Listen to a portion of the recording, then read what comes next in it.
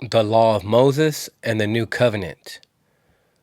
A lot of Christians or a lot of people out there who follow the New Testament believe, or their leaders teach, that the law of Moses, the Torah, is only for the old covenant. Now in the new covenant, you don't have to keep the law of Moses. That is irrelevant. I'm going to prove to you today that the law of Moses, the Torah, the law of God, is everlasting, old and new covenant. Now, before we discuss the law, what it has to do with the covenants, we need to establish who were the covenants given to, the original covenant and the new covenant. Were they given to Christians, the Catholics? Were they given to Islam? Or were they given to the Israelites, to the Jews? Jeremiah 31:31. Behold, the days are coming when the Lord I will make a new covenant with the house of Israel and the house of Judah. Now you guys see here that the new covenant is given to the Israelites, to the Jews, not to Christianity, not to Edom. It's important you guys understand this, because when you guys are seeking the Hebrew God, you have to understand, you go to the Jew, go to the Israelite to understand. If you're seeking, understanding.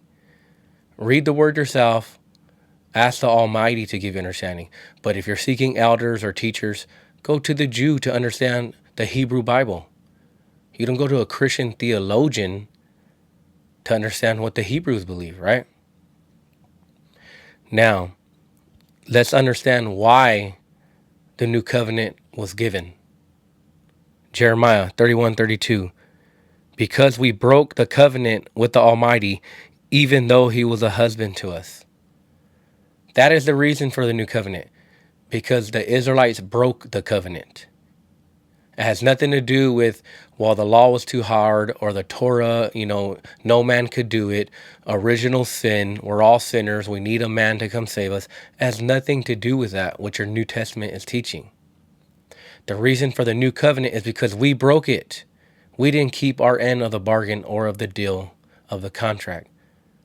So God created the new covenant with the 12 tribes, right? Now that you guys understand that the new covenant was made with the house of Israel, not Christianity, not Edom. Notice you don't see the doctrine of Paul in the new covenant here in the Tanakh. It has nothing to do with Jesus. It has nothing to do with the end of the law. It has nothing to do with Paul's doctrine. Now let's see what's going to happen when the new covenant is ushered in. Jeremiah 31:33. I will put my law, Torah, in their minds, and I will write it on their hearts. You see here what's going to happen in the new covenant. The Torah is going to be written on your heart and in your mind. Ezekiel 11. The Holy One of Israel will give them one heart and put a new spirit within you, and will take away the stony heart out of their flesh and give them a heart of flesh, that they may walk in my statutes and keep my ordinances and do them, and they shall be my people and I will be their God. But those who walk after their own hearts and the detestable things, I will recompense their ways upon their own head. You see here that the new covenant is telling you, hey, the Torah is still there, the law. Not like what you guys are taught by your Christian leaders, that the Torah ended or the law is no longer needed in the new covenant. The Torah is going to be written in your heart to do them. And for those who are rebellious and don't want to be obedient, you have the Most High here, the Almighty, saying he's going to recompense your ways upon your own head. Now, how do we know that the new covenant has not been ushered in?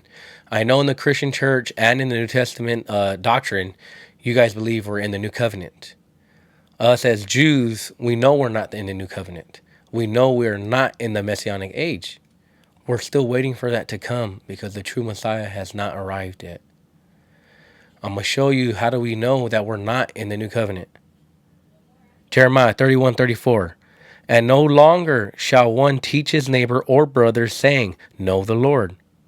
For they shall all know of me, from the least to the greatest.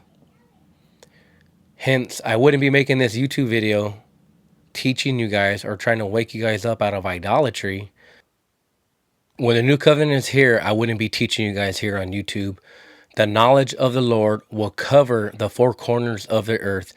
No, we will no longer need to teach thy neighbor. Just like it says in context in Jeremiah in the new covenant. In the Messianic age, look up Habakkuk 2:14, Isaiah 11:9. You're going to see that the knowledge of the Lord is going to cover the earth. We no longer would need to be teaching each other because the true Messiah will be here, ushering in the new covenant and all the knowledge. All the nations and all the tongues will speak pure and understand the Tanakh, right? Ezekiel 37:24. The Messiah will be king, and we will walk in the judgments and observe my statutes and do them. You see here, when the true Messiah is here, we are gonna be keeping the statutes and commandments and the judgments. This is proof to you that we are not in the new covenant, or else we would be doing that. Does the Christian church teach to keep the statutes and the judgments and the Torah? No, they don't. Right? Isaiah 2:3. The nations shall say, come, let us go up to the Lord's mount, the God of Jacob. Let him teach us his ways and go his paths. For out of Zion shall the law come forth, the Torah. Just so you guys get an understanding here, the Torah is eternal. It's forever, everlasting. In the original covenant, which you guys call Old Covenant, and the New Covenant, the Torah is required. Now, before any of these Christian theologians or learned Christian pastors or teachers try to practice any of their witchcraft on you and deceive you, and I'm not here to plagiarize or disrespect anyone. I'm here to wake you guys up out of idolatry. Come back to the holy Tanakh and serve the true God of Abraham, Isaac, and Jacob. That's why I'm doing this. But it is witchcraft what they're doing to you guys. What they're going to try to do is say, hey, wait, we do keep the Torah. We do keep the law. Some don't even know what Torah means, but the theologians are going to say, hey, you guys do keep the law. Jesus says if we keep these two commandments, which are moral commandments, if we keep these two commandments, hangs the entire law. I've heard the story preached many times, right? I'm going to show you guys in the new covenant, in the Messianic age, which no one could deny.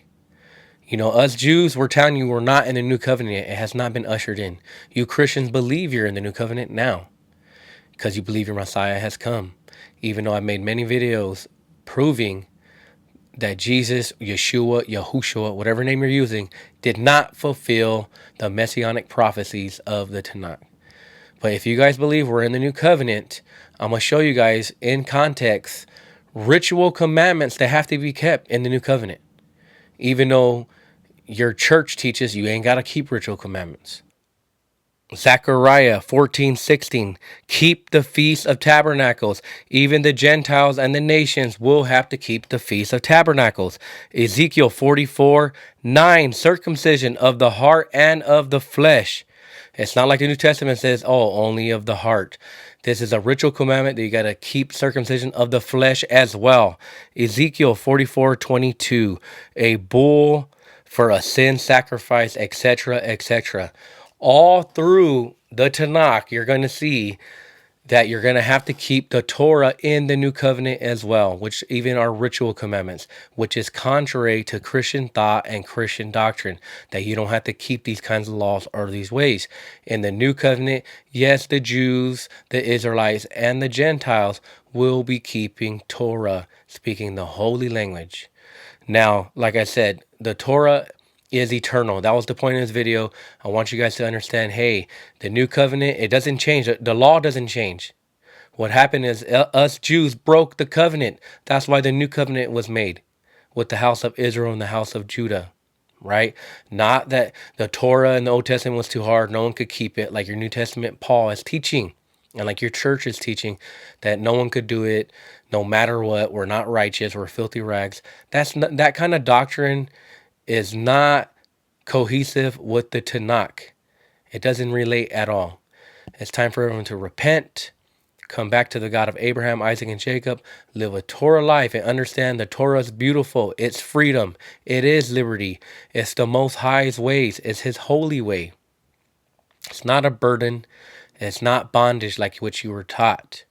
So I wanted to make this video so you guys can understand, hey, we will be keeping the kosher laws. We will be keeping feast days.